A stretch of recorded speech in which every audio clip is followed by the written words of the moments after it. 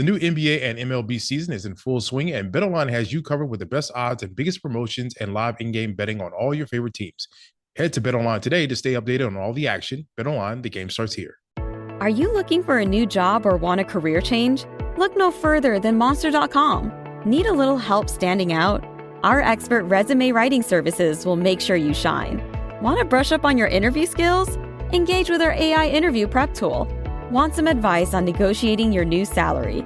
Visit our salary tools and extensive library of career advice articles, and you'll have all the tips and tricks you'll need to succeed. Visit Monster.com today and take the first step towards your career. Monster.com. Find your right job fit. PVC pellets and Korean felt. These two ingredients make the recipe for a product that for a few years in the 1990s would turn reasonable, intelligent adults into obsessive addicts, desperately roaming the country in search of their next score. And even stranger than the story of its rise is its founder, an eccentric, recluse, Howard Hughes-type figure who is both a billionaire and a convicted felon. What product could be so disruptive it cost customers their fortunes, their families, their sanity, and in some cases, their lives? Well, statistically, you own at least one, maybe more. You might even have a tub of them in your garage waiting for the day you can cash in. And that's why this week's On Brand is on Ty Beanie Babies.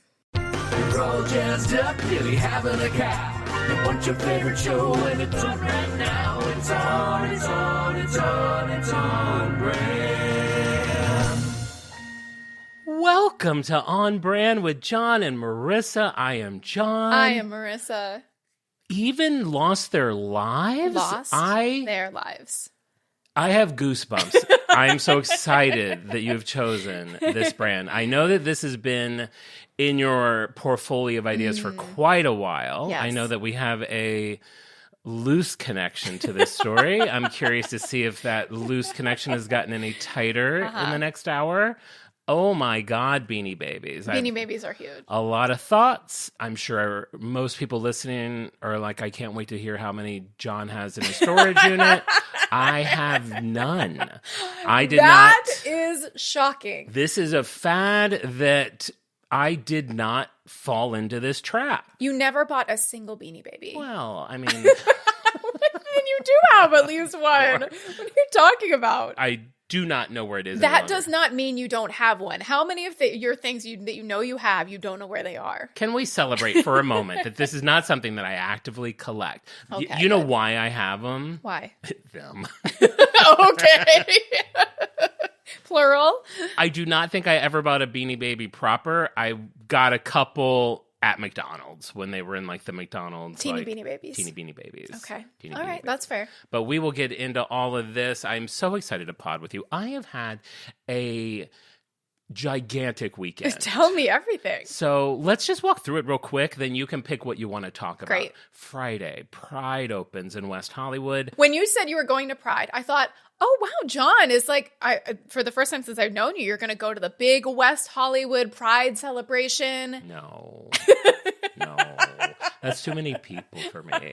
A lot of couples. I get a lot of like jealousy issues. Everyone's happy. Yeah. I'm like the sad, sulking gay. You don't own any leather chaps. Nope. I don't. I do have a super gay shirt that maybe I'll wear sometime soon. But no, this was a opening night. I honestly don't even know if it's, I don't know what it was. There's so many prides now. I feel like, I don't know if this was Pride weekend proper in West Hollywood, because it said like Pride Music Fest. I don't know if this is like a subreddit of Pride. But I went Friday because Kesha and Adam Lampert they were the headliners. Oh, I see. Okay, so you went to a Kesha concert that happened to be at Pride. Exactly. That's more on brand for you. That's what it took to get me there. And can I ask him what your gayest shirt is? Can I guess? No. A Madonna t-shirt with a nipple hole cut out? Like little pepperonis? All right, that's your guess? Yeah. Okay. Keep that. And when I wear it, you'll know when I'm wearing it. Okay, good. For sure. So I did the Kesha concert, and Adam Lampert, God bless this man. I mean, I gotta say, like, I was never a big fan of his, And then I thought I became one, and then I went and saw him live and realized I hadn't become one. He is great at covering songs. I've seen him cover, honestly, if you have not seen him, I'm probably going to cry. If you have not seen him at the Cher, whatever God, this is the gayest. I am super gay. Like You're like moved to tears recalling Adam Lambert covering a Cher song. Yes. And you're like about to weep, thinking about it. I challenge you to watch this performance and not cry. That's everyone's homework for next week. It's like a Cher tribute thing, and all these artists sing her songs. He sings Believe, and he does it in a way that I swear, when they cut to Cher, she can't even believe her song is that good. It is like... Anytime I come across it, it's like Devil Wears Prada. If I happen to come across it, I'm doing that for the rest of that time. Hold my calls, Cindy. My calls. But then you see this guy live, and he is draped in like baggy leather, leather pants that are too baggy. He has way too many accessories. You know how Chanel said, always take off an accessory when you leave the house? Take them all off. They're like, they're all heavy. It's like a giant like padlock. Everything's like thick chains. God bless him. I think, are we not too familiar with his original catalog? I did not know one. I was shocked that there were people singing along with him. Yeah. But we all like what we like. God bless him. So that was Friday. Saturday, I get up, meet some gal pals by the beach. We get massages. Meet some gal pals by the beach. Get massages by the beach. Got massages by Who the beach. are you? I know. That's what I'm saying. Then we got a lovely... was this like a bridal shower? What were you doing? It was my avatar gal pal. Okay. So whenever one of us has a birthday, we do like an event and then a meal. So we went and got massages in Santa Monica, and then we had a wonderful lunch overlooking the ocean. Gorgeous. Then I come home. I have 2 hours. Then I have to get to Disney Concert Hall to see Natalie Merchant perform.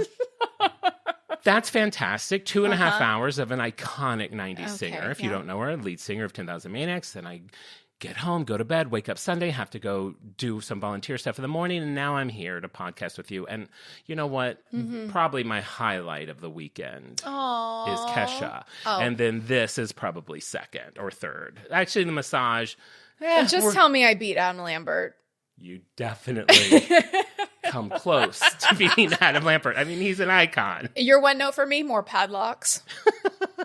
I need more chains. A couple more padlocks. What about you? What did you do this weekend? I feel like we never just start off the show talking about our weekends, probably because that's boring, but mine was so exceptional this time, I thought I would throw it out there. Oh, okay. So your weekend involved like massages by the beach and like fancy lunches and concerts and trotting around town.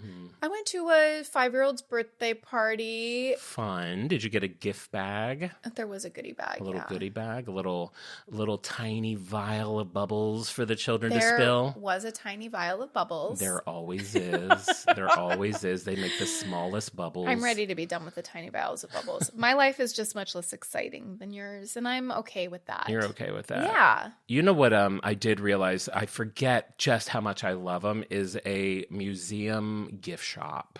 Oh. Is there anything I love a museum gift shop. Better than a museum gift shop? It's like things you can only find in that environment.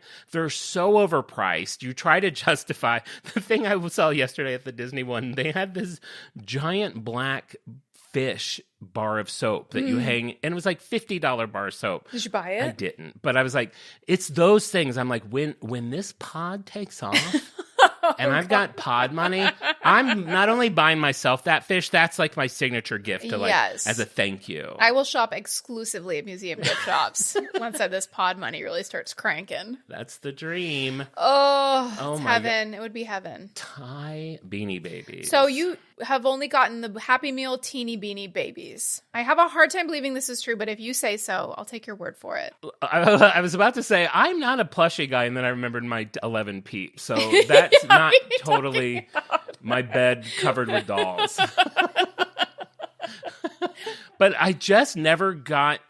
I mean, they came out at a time when I was young and poor. Like, it wasn't something that I could probably afford to... They were $5 each. I know, but there was like thousands of them. That's true. They kind of came at a time in the mid-90s people were trying to kind of make up for what they feel like they lost out on with like baseball cards being really rare or like rare toys like from their childhood. So people who were kids like in the 50s, now they have another chance in the 90s to like cash in on things that are sold as collectibles. So like trading cards kind of had another wave. Baseball cards had a big wave. Do you remember this? Like Pogs. A lot of things were sold as like collector's edition under the premise that in 30 years, these will make you rich, which as we know, the things that are rare and make you rich, it's not because they were like sold as a collector's edition. It's because they're actually rare. Because like you say, like the lightsaber, like always got lost when kids were playing with it. So if you have a lightsaber on this little Star Wars figurine, it's worth a lot of money, right? This is definitely the time period, like you were saying, where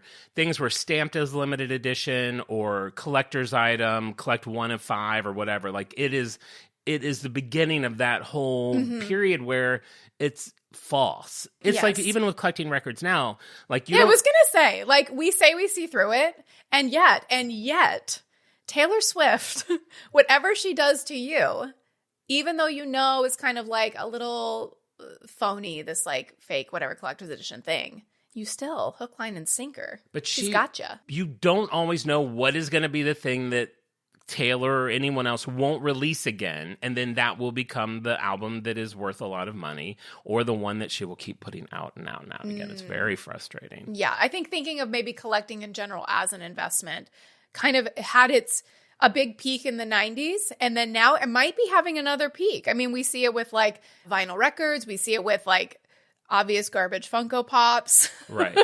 Well, and what scares me about vinyl records, not that I do buy for investment, but I've definitely bought some like doubles of some that I think will be worth some money. Oh, you only buy autographed books as investments? Still sitting on that Arnold Schwarzenegger biography in case anyone wants it. Till the day he dies. He's quite healthy. I don't know.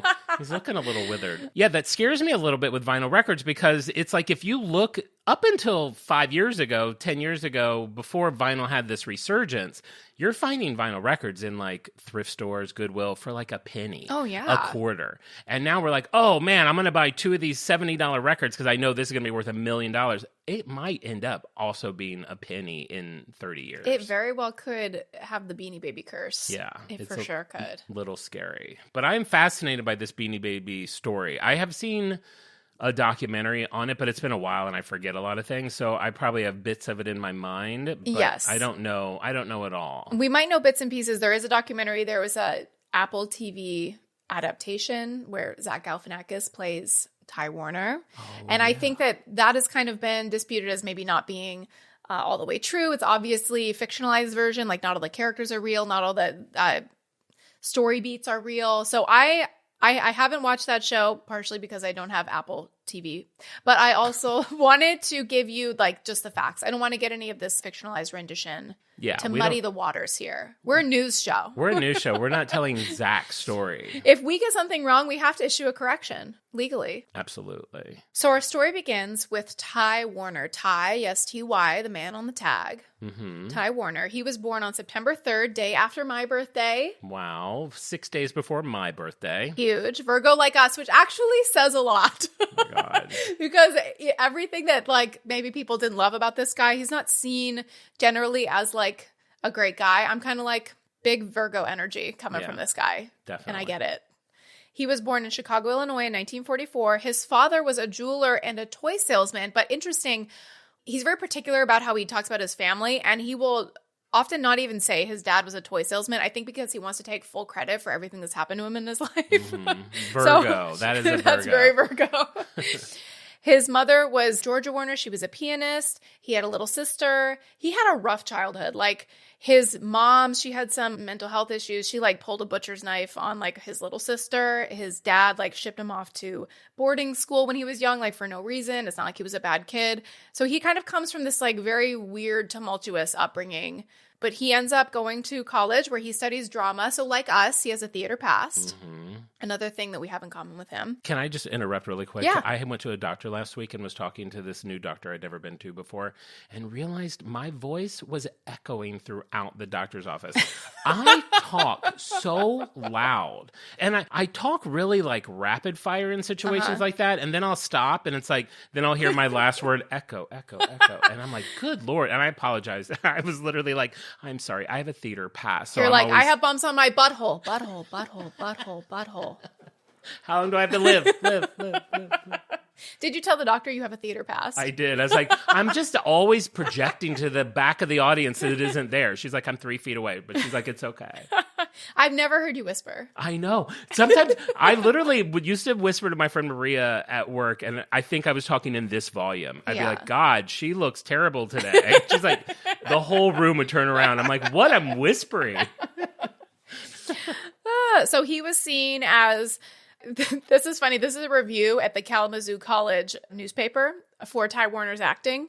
He is to be praised for his near and sometimes completely successful acting. They meant that as a compliment. That's rude. Sometimes completely successful acting. Oh. Is that like us podcasting? We are near and sometimes completely successful podcasters. Well, I'm sure they meant it in I'm sure the best of ways. People thought that he was very at home on the stage. He's a very kind of theatrical guy, very dramatic. One friend said she thought he just would wear his makeup for days afterwards. He loved the theater so much. Oh my gosh. I think I'm going to pull him up because I need to see him. I think I'm getting him confused with, I think I know what he looks like, but I may be confusing him with the Abercrombie and Fitch guy. Oh, yeah. A similar waxiness to the head, a kind of big waxy head. Yeah, big waxy head. Like they've been carved. He was kind of, I don't even want to call him hot just because his personality is so not hot. Right. But he was a fine-looking man. Okay. Well, we'll do a poll. Oh, and our friend on that note, our friend Shepard who listens to the pod, he had a suggestion that we should rank who's the current hottest inventor or Dead or innovator. alive. Dead or alive. So is Ty Warner, does he hold the top spot currently as being like the hottest innovator that we've talked about? I mean, I don't personally find Ty Dyson worthy. I don't know. That was a term we used in the Dyson episode. I'm sure you can figure it out. A contraption that doesn't lose its suction. But yeah. I don't find him attractive. Okay. So he's not taking the top spot. I'm going to put him on 1 to 10, 1 being the best. Right now, I'm going to put one him. being the best. Oh, like ranking one. Yeah. I'm going to put him at a 7. Oh. I don't know what that means, but this metric is very confusing, but okay. He's in 7th place, flanked by we don't know who, but he feels like he's a 7. I get it. Definitely 7. Hi, this is Chris Howard, host of Plugged In with Chris Howard. BetOnline is the world's most trusted betting platform and your number one source for all your sports betting action. BetOnline has more ways to stay in on the action with the latest odds, news, scores, even live in-game betting while the games are being played. With the largest selection of odds on everything from Major League Baseball, NHL, and UFC, and professional golf, BetOnline remains the number one source for all your sports wagering info. In between games, head over to the BetOnline's casino with all the top Vegas-style games, including poker and live casino. BetOnline, the game starts here. If you're looking to streamline your audio advertising buys and maximize your revenue, look no further than Triton Digital's programmatic audio advertising exchange, A2X. The private exchange consists of only licensed broadcasters and top-tier internet radio publishers, assuring the quality inventory and brand safety you can trust. Visit www.tritondigital.com to learn more. So at the end of his freshman year, he dropped out of school. He apparently could no longer afford tuition. His past is very mysterious because it seemed like his family, he came from some money, but he claims he was not kicked out of school. He dropped out because he couldn't afford it. I don't know. Who knows? I feel like I'm interrupting a lot, but I dropped out of course, yeah. I dropped out of college because I also ran out of money. You and Ty Warner, I swear, I'm seeing double. We're separated at birth. I transferred to California to go to school at Cal State Long Beach, and I went for a month to learn how to make motion pictures. Ooh, Hollywood. And after a month, someone from the administration office found me and was like, hey, so we haven't gotten your tuition yet. We need you to pay. And I was like, no problem. And I went out to my car and literally left college. I never went back to that school. I got a job on a movie, and the rest is history. Oh, there you go, kids. Why pay for an education when you can get paid to learn a trade. A job that is easy to acquire and even easier to keep. Right. And then we'll give you a life in an apartment. We'll give you a life in an apartment. A long life. And I can't think of the words. I'm having a stroke. Sorry, go. Ty, Like you, Yeah. Ty left for Hollywood to try his luck in showbiz. What the hell? I I'm know. Ty. Is this like your bio? So we had to hustle to make ends meet. He's bussing tables. He's parking cars. He's selling encyclopedias door to door. What a job, by the way. What a job. Someone actually challenged me this past week to do an episode of On Brand where my only resource is an encyclopedia. That's very fun. She's like, you don't rely on the internet. You can that's fine. only use an encyclopedia. What about a microfiche? No. That's so weird. That's how it came up. Whoa. Because we were talking about microfiche and my hatred for microfiche. Why? Who hates microfiche? When was the last time you went through the process of It's finding been a an while. article in a microfiche? Oh, You I go to would the love to. basement of the library, you ask for a dusty old reel, you sit at this clunky machine, load it up. It is the worst. My experience of watching TV is that you just crank a little left, crank a little right, there's your killer. Yeah, exactly. That's how they make it look like on True Crime. But it's like, here's what it's like cranking on the right. It looks like someone threw a handful of pubes on the film because when you're looking, there's like random hairs burned into it all over the place. It's a nightmare. I would love, how many of our listeners are familiar with looking at a microfiche in your library? And those people, those like 10 listeners are losing it in their car. They're careening into the medium. They're crashing into opposing traffic. They are just dying They're laughing. dead right now. They are like, love I that. am seen. The vehicle is flipped. 911 is on the scene, and they're like, it was worth it. That They're was so picturing funny. their own article in a future microfiche. That's beautiful. So 5 years, no big breaks. Obviously, we don't remember any movie starring Ty Warner in the 1970s. So he returns to Chicago. Despite his lawyer's insistence that he received no parental help, it's really funny that he wants to get this like legally bound. Some digging reveals that Hal Warner, his father, actually set his son on the path to riches by giving him a job with his own employer. So the dad, I said he worked in the toy business. He worked at Dakin Toy Company in San Francisco-based toy company. And Ty Warner was given a job as a sales representative at Dakin. This is his first toe he's dipping into the toy biz. Mm-hmm. So he's kind of seen as like an interesting yet very successful salesman, like us Virgos, extremely charismatic, extremely creative, unique ways to stand out. So he's there for 10 years. Now it's 1980.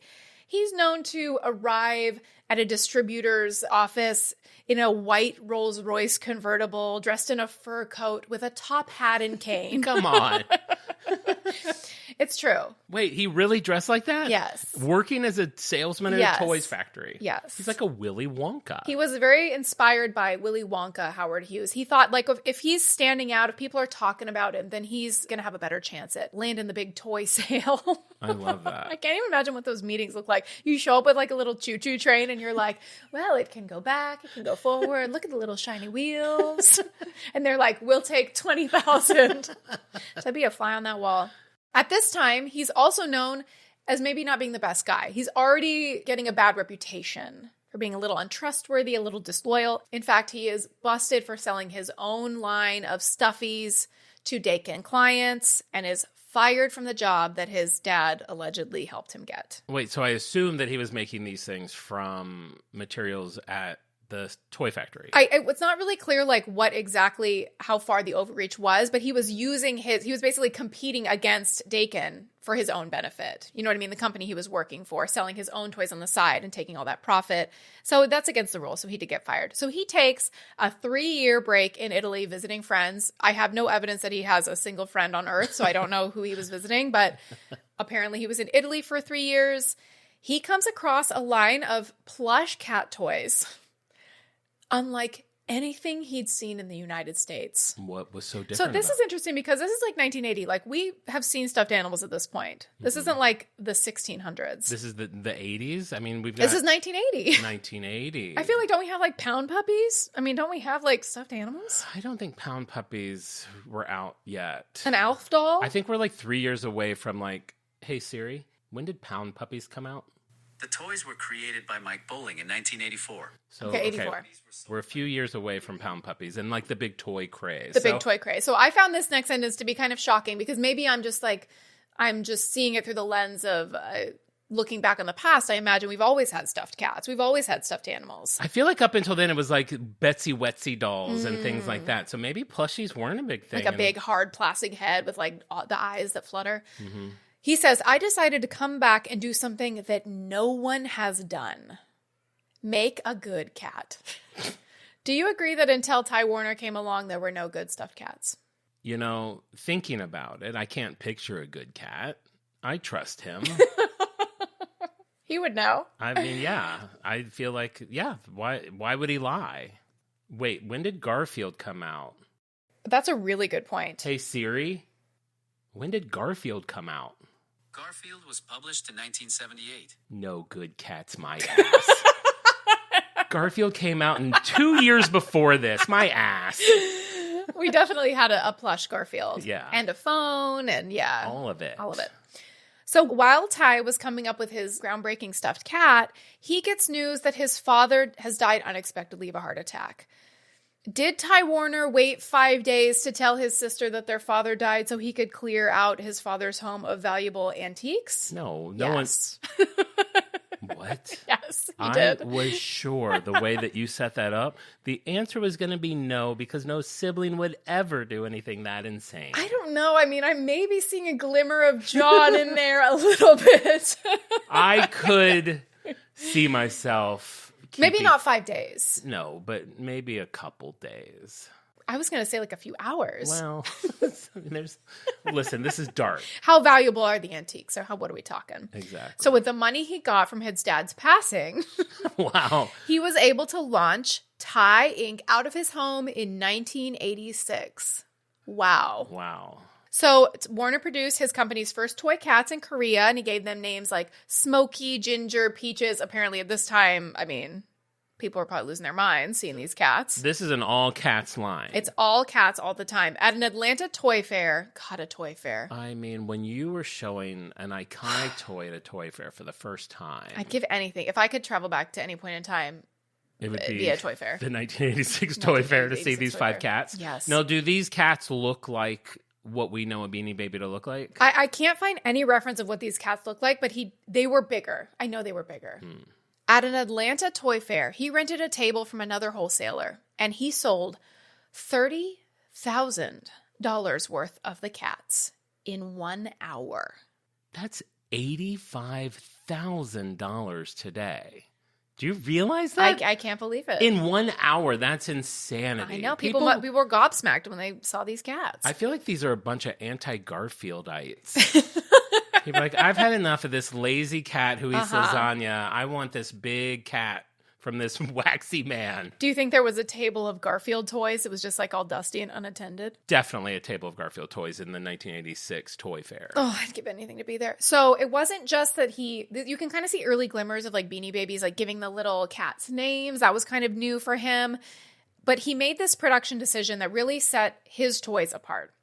He understuffed the animals with tiny PVC little plastic pellets. So at first, other people in the toy biz, they thought he was being cheap, but he says they didn't get it. The whole idea was that it looked real because it moved.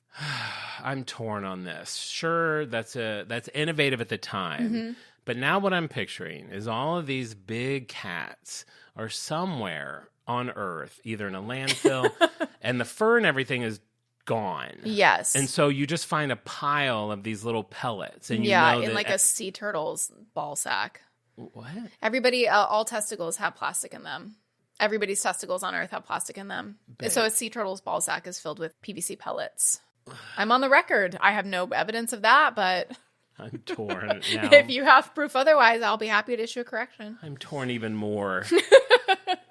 No, I was just thinking, like, if someone was like, I'm going to go find one of these cats, all they'll find is a little handful of pellets, and they'll know that at one point that was a cat. That's the only evidence that it had ever been there. Exactly. So when I heard that about the tiny PVC pellets, as I've mentioned on the show before, my family, we did collect a lot of toys and stuffed animals that we still have in our possession. And we do have some old 70s stuffed animals. And they are kind of like the stuffed animals that you would get at like a carnival now. Like they're really almost like styrofoam. Like they're really like hard. They don't have any squish to them. Do you know what kind of stuffed animals I'm talking about? Definitely. It'll be like thin, cheap fabric, like stuffed over like a big hard head. Mm-hmm. And so I think that's maybe the world we were in. And that's why like a floppy doppy cat in 1986 named Ginger, it was kind of knocking everybody's socks off.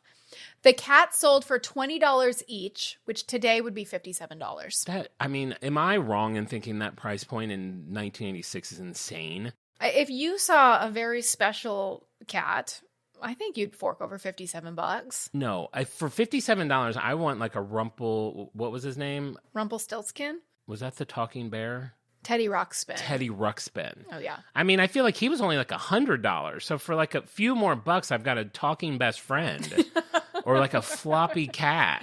Like, that's true. That's a good point. I know where I would put my money, but good for him if people are buying them. No wonder he made $30,000. He only had to sell like 40 cats. Well, he had an even better idea. Double the price. He wanted a toy that kids could afford with their allowance. So he had the idea to do the same floppy, understuffed cat, but make it $5, and it could fit in the palm of your hand. Okay, that's smart. So he said at that time, there wasn't anything in the $5 range that I wouldn't consider real garbage. Okay. Again, a time when he really sounds like you. Hey. You have a discerning eye. I do. Just like Ty Warner. Mm-hmm. So he found a unique fabric in the headliners of Korean cars. So like the roof fabric, a fabric that was both thin and durable and could be washed. And this fabric allowed the pellets inside to move and be felt as you squeezed it. That made the product floppy and pliable. Man, this guy really is all about texture and touch, and you're buying it like hook, line, and sinker. I know, I am. I've never seen you more aroused by a toy from the past. He's number one on my hottest innovator list. Give me that waxy melon. I've got him at 7. His first prototype was Legs the Frog. Maybe you've heard of him. Of course. Iconic. Everybody he's showing to, everybody's flipping out over Legs. They think he's cute. So Legs is the first Beanie Baby. The first prototype of a Beanie Baby. Okay. So technically he had 9 that came out in the beginning. He starts making Beanie Babies in 1993, officially where they're like on the market. The first 9 that were released, one of which, a platypus, was named Patty, which was a way to be mean to one of his ex-girlfriends. Well, He named the platypus Patty. after her. Uh-huh. They were originally, when they first came out, they were mocked. They were ridiculed. People thought they were like, they look stupid. They look flat. They thought they looked like roadkill because they're kind of like splayed out. Yeah. Kind of flattened. There's like no gimmick to it. They don't have a Teddy Ruxpin battery pack in them.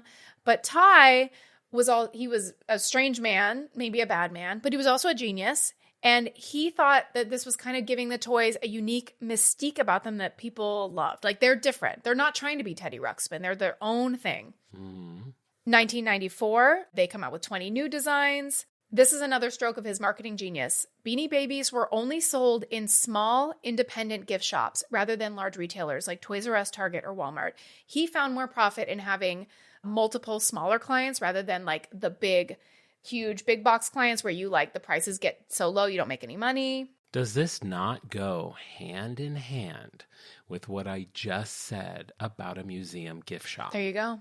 This is the exact same thing. It is, yes. I find that stuff so much more special than what I find at a Target Absolutely. or a big box store. Absolutely. I am Ty. You are Ty. Wow. And can I just throw in, I know Yes. this may be a stretch. So he's, on the East Coast in Chicago, 1993, 1994, just trying to solve this puzzle. What is this doll that's going to crack this world and take everybody by storm? fly over to the West Coast. James Cameron is putting together all of the pieces that he needs to create one of the most iconic films of our lifetime. Oh, that's interesting. Both of these men working on different sides of the country, creating things that we today are still talking about. Wow. Bravo. Bravo. Bravo. Bravo. James Cameron goes number 2 on my list. This also, by being in the gift shops, it drove up demand because it was artificially restricting items shipped to each store below requested orders. So it was kind of like creating these deliberate shortages. It was like they couldn't get thousands and thousands of Beanie Babies on the shelves at a little Hallmark gift shop. It was like automatically limited. It was automatically scarce. People were like following the trucks as they were like showing up to empty the boxes to put in the gift shops. Now, do you know is he actually a genius where he came up with these, like, I'm going to make it limited when it goes to the store, or was it more just happy circumstance from what they're able to manufacture? No, this was absolutely part of the design. Okay. Yeah, because Toys R Us, they would want to put his little Beanie Babies on the shelves. He said no. Okay. He wanted to create a sensation, and he did. It's smart. So this also drove up demand.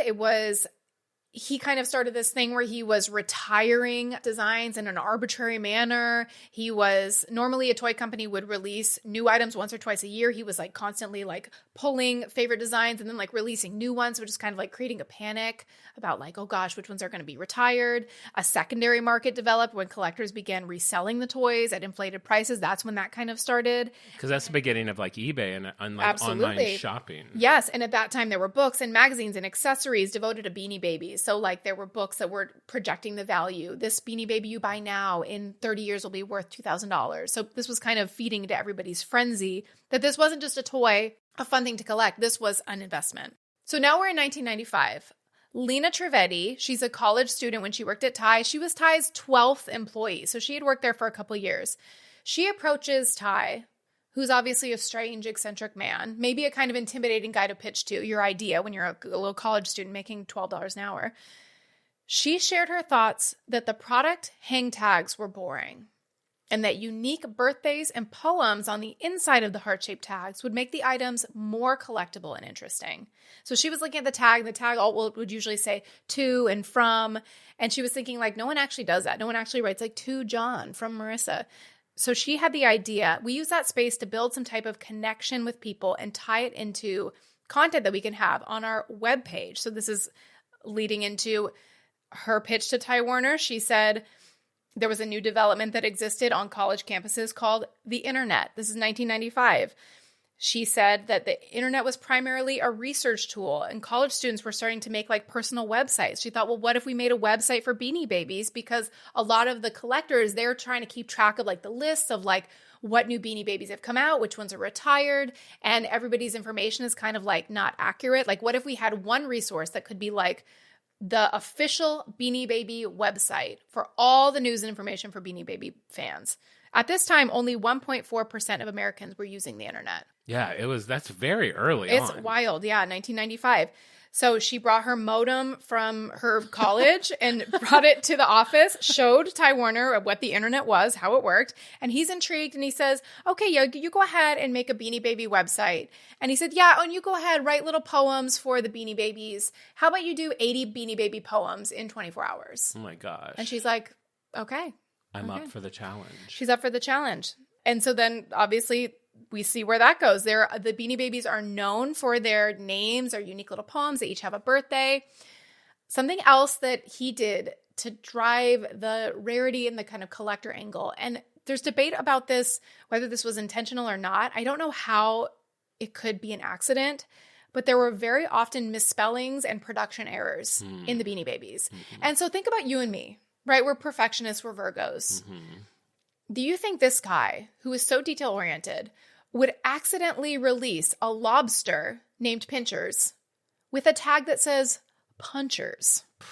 Do you think that would happen on accident? You know, in theory, no. But I think once you're at that level, there's so many different, like, chains. I could see that slipping. I don't see that happening because You think he's a diabolical genius. I think he's a diabolical genius. And some people think that also. There were a lot of little typos, little, like, spelling errors.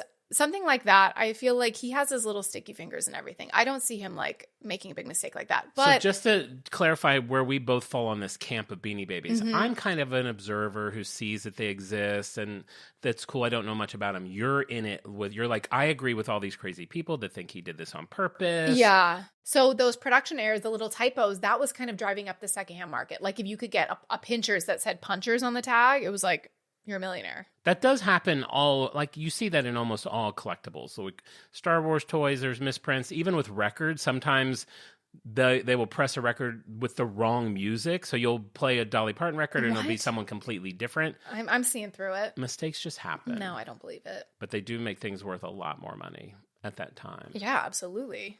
The Beanie Baby website was receiving over 1 billion visits per year, and Trivedi is credited with cultivating the demand of Beanie Babies through the internet, and she is also credited with creating the first e-commerce website. So Beanie Babies is thought of being the first e-commerce website on the entire internet. I mean, that's pretty remarkable. Like those two things happening at the same time are just... It's such a perfect timing thing. I mean, the internet is plays so perfectly with the strategy of a brand like that, that has such a volume of things to collect.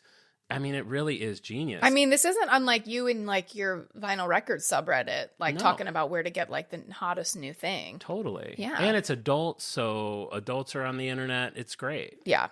So 1995, Beanie Babies, they're escalating. They're a pop culture craze throughout the world. Many are buying and then trading them on the official Beanie Baby website, as well as independent sites. Hundreds of dollars, building collections of toys that were exceeding $100,000 in value. At the height of the Beanie Baby craze, 10% of all eBay sales were transactions related to Beanie Babies. That's insane. I know. Is that wild? It's hard to... especially if you're younger, to put yourself in that world. Because I did have my dad's wife, they came to visit me, I think in 1997. And like, that was definitely a mission of hers. She's like, I got Really? Yes. Wow. I took them to the Burbank Town Center because there was a little shop there that sold Beanie Babies. And she wanted to get anything she could get that she wasn't able to find in Ohio and take them back. And it would be like the hot present. Like, it was such a hot thing at this moment. And it was something everyone talked about, which seems so silly now, but it just really was. I wish we could get back to just having every conversation be about Beanie Babies. I think I'm okay. I like that we moved on from it. So Ty is always very private about what their sales are. Like, they never want to disclose it's a private company. And Trivedi, the one who wrote the poems, she says that sales were very just overwhelming. At one point, she coordinated 3 private Boeing 747s to bring Beanie Babies to American retailers in time for Easter. Good Lord. I feel like that happened with Cabbage Patch also. There was like a flight of dolls to make sure that they got where they needed to be. I'm sure, yeah. What a world. So, yeah, they grew in popularity quicker than any other phenomenon just because of the internet. So you were right. It's like the internet, if it had happened in the 80s, it wouldn't have gotten like elevated to the craze status that it did. Right, because what the internet allowed people to do was find and purchase things in other parts of the country that they wouldn't otherwise be able to with ease. That's right, with great ease. With great ease. So now it's 1996. This is 3 years into the Beanie Baby craze. Ty Warner boards a plane for Zurich, where he would make the biggest mistake of his life. In 1996, at UBS, one of Switzerland's largest banks, he opens a secret account, invisible to the IRS. The exact amount he deposited is unknown, but by 2002, it had grown to $93 million. The money that he stashed in Switzerland remained there, compounding tax-free for the next dozen years. And each time Warner got to the part on his tax return that asked if the taxpayer has any foreign accounts, he checked the box that said no. His net worth is skyrocketing over the next few years thanks to his 100% ownership of Ty Inc. And he's obviously bragging about his success. He's living the high life. He got greedy. So keep in mind that's happening. Meanwhile, 1997 now, Trivedi, the one who came up with the idea for the internet and the poems, changed the fate of the company forever. She was denied a raise and she left Ty Inc. They refused to increase her salary from $12 an hour to $120,000 a year, which obviously that's, she's asking for a lot of money, but she Drop in the bucket. She drop came in the up with bucket. all of the things. I know. Like the only things that would make me even possibly want a Beanie Baby. I agree. Would be the fact that I could find one that has my birthday. Yeah. The birthday thing alone, I think, is all. I don't even care about the stupid names Yeah. or the poem. If it had my birthday, I would buy it. If there was a little turtle named John that had your birthday, Yeah. And she's making $12 an hour? $12 an hour, yeah. Oh my God. What a cruel world. Why is this always the case? I don't know. Why do all these rich people? It's like you can all be rich. I know. It's like In and Out. Like In and Out's all about like here we're making good money, you're making good money, but like some of these people, man. And you know who's still around? In and Out. In and Out. She later learned that some of the board members of Ty thought that the internet was a passing fad. So I think they were undervaluing maybe her contribution to the company. Good Lord. So now it's 1998. Beanie Madness. This is the height. This is it. People are waiting in line for Beanie Babies. Kids are having a ball collecting their favorites. Here are some examples of when the Beanie Baby craze turns into Beanie Madness. 40 guns were handed over to police in Kankakee, Illinois, in exchange for teeny Beanie Babies, miniature versions of Beanie Babies given out by McDonald's as Happy Meal toys. So this was part of a no questions asked gun swap as an effort to get citizens to turn over unwanted firearms. People were willing to get rid of their firearms, 23 pistols and 17 shotguns, in exchange for teeny Beanie Babies. I mean, those teeny beanies were cute. I would give over a gun for that. Been sitting on these guns. You're telling me I could get teeny Beanie Babies for these? Yeah, I'd go gather guns just to get... Now, that's how I would operate. I'm like, where can I get a free gun so I can turn it in to get a free teeny beanie baby? Beanie Babies face several travel restrictions coming into the United States from Canada. Trying to thwart smuggling, particularly of beanies available only in Canada, the U.S. Customs Service strictly enforces travelers entering the U.S. to follow a one beanie rule. You're only allowed to enter the U.S. with one Beanie Baby for personal use every 30 days. Personal use? That's right. My best friend. One U.S. Customs agent seized an incoming shipment at O'Hare International Airport. Their catch was 456 imitations of Beanie Babies. Most were fake versions of Grunt, a toy pig that is considered to be very rare and sell for as much as $130 each. So there were a lot of counterfeit fake Beanie Babies also happening. That's what they were selling for at the time? Yes. I love it. I wonder what those are worth now. I feel like some of the like imposters may be worth more now just because it's kind of a more unique thing. Yeah, maybe that would be fun to have a collection of only imposters. Old grunt pigs. I love that. The Minnesota Better Business Bureau was running a Beanie Baby hotline to warn consumers of suspected counterfeits. So if you thought maybe that you had a counterfeit Beanie Baby, you could call the hotline and they would set the record straight for you. How do we ruin everything? I don't know. Within like a couple of years, it's just flipped upside down. It's a car wreck. A politician in Covington, Kentucky got in hot water for giving away Beanie Babies at charitable functions. The county surveyor was saying he violated state law by spending campaign money to buy and distribute Beanie Babies because it could be considered as vote buying. Would you vote for somebody only if they gave you a free Beanie Baby? Yeah, I would for much less than that. But yes, definitely. If anyone gave me a Beanie Baby, you have my vote.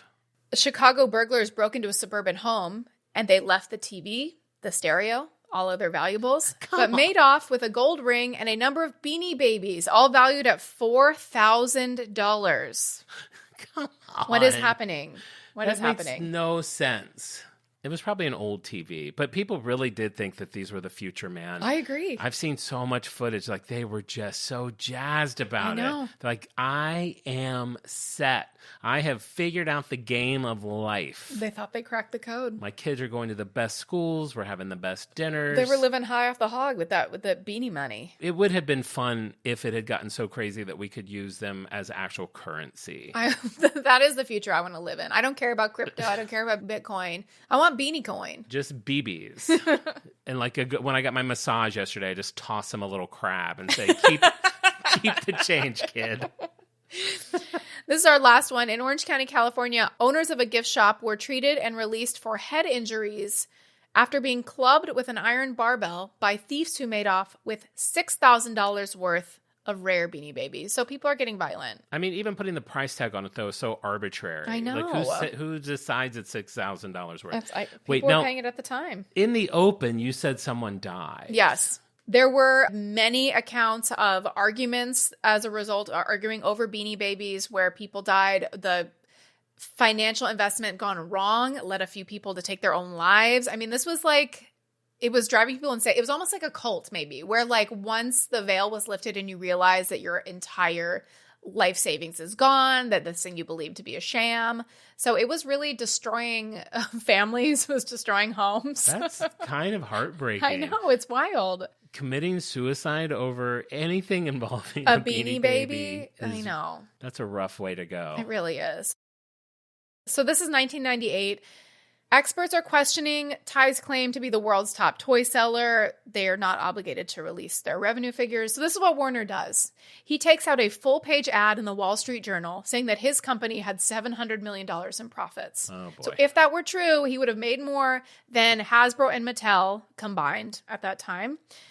And I mentioned he was kind of like a mysterious guy. He's refusing to be interviewed. He refused to put Ty's name on the headquarters of the building. He's very mysterious. Nobody can reach him even by phone, not even customers. He was left off the list of wealthiest Americans just because like nobody could find him to like get him on the list. Turns out in 1999, he made the list of the wealthiest Americans with an estimated net worth of $4 billion. So remember that secret bank account. Keep that in your mind that as he is bragging about how much money he has, he still has his secret bank account overseas. I got a hunch that secret bank account is going to be our Hazinga of this It might episode. be a Hazinga, yeah. So as he's more successful than ever, he's on the top of the world. If he is ever interviewed, he's lying about his past to make himself look good. He's getting more like rude to his employees. You would love this. What? At the end of the year banquets for the company, like what he gives to the employees to thank them, he gave them a Beanie Baby and he signed the tag. Why would I love that? Because you hate when when bosses give shitty end of the year presents. I do. I worked at a place once where the boss, we worked in television production. And mind you, DVDs were out at the time. For Christmas, we all got a VHS tape of one of the shows we had produced that That's year. terrible. VHS tape. Yeah. I mean, you're old. You ain't that old. No, this is not an old story. This is a bad gift story. This wasn't in the 80s. But even that, with this shitty end of the year present, the employees, they accepted it. They worship him because of how much money they'd been making. He was seen as their god. I'm starting to hate the whole Beanie Baby story. I went from loving it. I am living this decade-long story in this hour. Right. It's intense, right? Yeah. So then now it's 1998. Warner can kind of see the writing on the wall. He's seeing that the secondhand market now is kind of like overinflating the value of the Beanie Babies. And maybe there's not quite as much of a demand for the new product as there once was just a couple years earlier. He seemingly pulled the rug from under his own company. And at the end of 1999, remember this is like 2 years after they're like up on top of the world, he announces all beanies will be retired and we will cease production. He posts this on the website. I'm assuming that sets off alarms for everybody. It's pandemonium. Everyone's like, this is my last. This is my last. It's my last chance to get them all. I know. It's tragic. People are not happy because they even as an investment, people just love Beanie Babies. They don't want to live in a world where no new beanies are coming out. So the collectors weren't happy. Ty released a black bear that had the end embroidered on the front of it. I like that. That's kind of fun. I see. You're back. You're back. I got to go on eBay after this and see how much the end bears are worth. So Beanie Baby fans, they expressed their displeasure with this, and they did eventually, obviously, come back and continue production. While they never disclosed how much money they were making, by the mid-2000s, it became clear that, obviously demand is tapering. His net worth is dropping from its high at $6 billion to $3.2 billion. At the same time, everybody who thought that Beanie Babies were going to be like their retirement plan are having these big losses. The secondary market is plummeting. There's just too many of them. He oversold. Yeah. So the craze is receding. Warner is vanishing even further from the public eye. Still, he maintains his secret Swiss bank account, Oh, boy. reporting neither the income he earned on the stash funds nor their existence.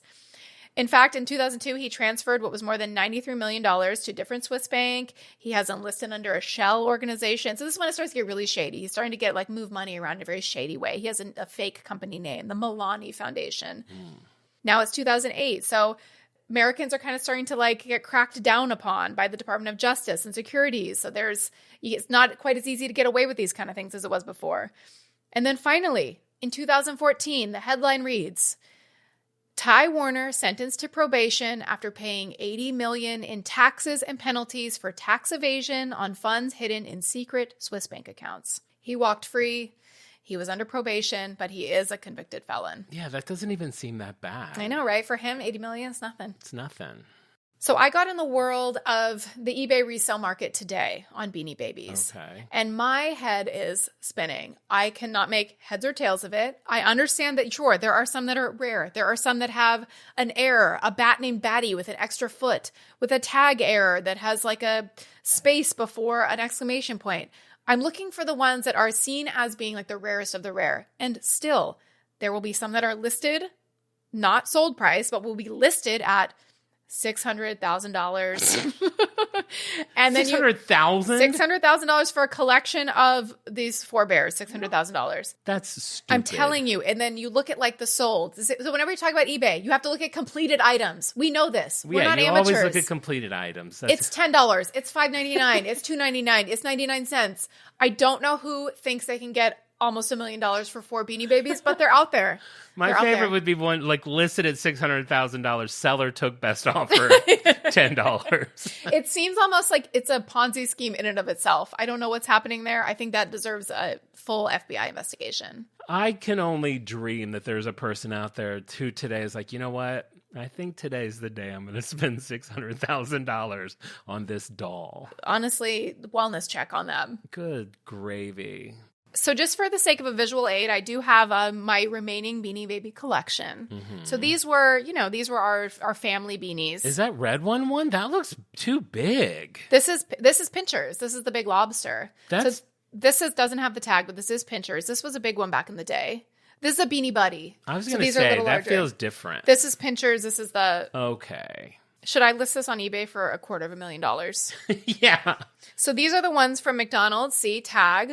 intact, slate bend, not ideal. This is Patty, so one of the original 9 as a teeny Beanie Baby. And I just have to say, imagine a world where you get a Happy Meal and you get a toy of this quality. I love... Bygone era. No, I don't know. I feel like toys at McDonald's are still decent. Really? Yeah. Really? It's not like Cracker Jack where you just get a sheet of paper. Oh my God. Well, and actually you would know because you have recently bought a Happy Meal toy. I haven't, but... Yes, you did. Well, I did. Didn't you go and get like a Happy Meal for like a special promotion? Oh, yeah. I mean, I'm like, well, how else would you be able to speak on the quality of Happy Meal toys unless you've recently gotten one? Oh, my God. I didn't only buy a Happy Meal toy. I called around. To like 30 McDonald's and drove to like the valley. Yes. Like not even the close valley. I know. Like Canoga. Why? Because it was a really cool collab. What was it? I don't even know. See, you didn't even remember you had done it, and you don't even know what it is. No, it's not that. It's a very cool collab, but I didn't know the brand that it collabed with, but they looked very cool. And where are they now, John? In a drawer. What drawer? Where are they supposed to be, Marissa? Good question. Oh. Where are they supposed to be? In your home? Should they be in your home? No. They're not supposed to be in your home. The Unit. Ooh, that's going to be the name of my spin-off pod, The Unit. Patreon, $5 a month to get in The Unit. I think people, if you would pay $5 to get a sneak peek, monthly peek into my unit, let me know. I mean, people would probably pay to watch you like live streaming, just like set up a camera and lights in your unit and just open boxes and like dig through them and talk about what you find. Yeah, just tell stories about it. I will say you threw up a thing like asking people if we did a Patreon what we should do, and many people were like, we got to get in that storage unit. Mm-hmm. What are those with the American flag? These ones are very rare, allegedly. These are worth like $80,000. I don't believe it. I love that you pull them out of a dusty basket from your living room and you're like, these are exceptionally rare. Well, you know what? This was actually a basket of Beanie Babies that my children play with at my mom's house. And I had said like, oh, I'm going to talk about Beanie Babies. Should I get the Beanie Babies to like bring as a visual aid? And she disappears into her room and finds the ones that she has removed from like the play basket because they're special. And these were 2 of them. So this is a set for the 2000 election, lefty and righty. Did I ever tell you about the time? Do you know the toy line Gund? Gunned Gotta get a bears. gunned. Got to get gunned bears and stuff. So when I was in high school, I was going to see The Cure, Robert Smith, probably top 3 favorite bands. And Robert Smith loved polar bears. So I was at the store and I came across like a gunned polar bear. And I was like, I'm going to get this for Robert Smith. And I'm going to write him a note. And I'm going to tell him how much I love him. And I did all these things. And I wrote a note and I was like, I can't remember for the life of me what this note said. I'm sure it was like, I think you're amazing. Like I looked like him at the time. Like he was my idol. And I was on the floor for this concert, but in the back. And I had this note and I like rubber band it to this gunned polar bear. And there was like a security guy that kept like kind of going up and down the aisle, like by where I was, so, like from the stage to me. And he would always stop right around me. So there was never like an opportunity where I could go in that aisle. And then towards the very, very end of the concert, he's walking back towards me and then just keeps going. So there's no one in that aisle anymore between me and the stage. I got in that aisle and I booked it. And I took that gun bear and I threw it. And I can still picture it today. The slow motion of this white polar bear doing like somersaults through the air. As it's like above the stage, the note separates from the bear lands, the note lands. Robert Smith picks up the note as he's leaving stage. I didn't see what happened with the bear.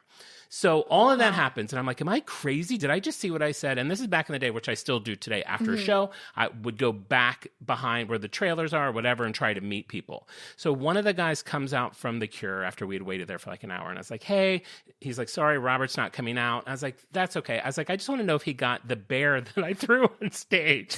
And he was literally, and I'm not kidding, he was like, was it the white bear? And I was like, yeah, it was the white bear. He's like, he loved the white bear. And like, I'm emotional now. I was like, Robert Smith got my teddy bear. And like, I wasn't like, did he get the white bear? Yeah. So there's... And got your note. Read your note. And he read my... I mean, I'm sure people like that read notes like that all the time. I know, but that's great. That's very special. So somewhere inside, I'm a seed somewhere inside his soul. You might be in his storage unit.